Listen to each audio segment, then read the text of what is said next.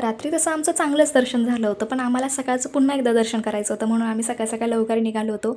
आतमध्ये आज मस्त फोटो वगैरे सुद्धा काढले होते आम्ही. त्यानंतर आम्ही पुढच्या लोकेशनवरती आलो. इथे आहे गणगेश्वर मंदिर, जे 5 पांडवांनी बांधलेल्या 5 शिवलिंग आहेत. खूप सुंदर आहे. याचा मी व्लॉग आहे ना मोठा टाकलेला आहे, नक्की जाऊन बघा. तिथून दर्शन वगैरे करून आम्ही पुढच्या लोकेशनवरती पोहोचलो, जे की दीव फोर्ट म्हणून आहे. दीवमध्ये जे की दीव दमन आहे ना, त्यातला दीव या ठिकाणी हा किल्ला आहे आणि इतका सुंदर आहे ना, म्हणजे सांगायला शब्द नाही आहेत. याचासुद्धा मी ब्लॉग आहे ना एकत्रच केला आहे, तो नक्की बघा.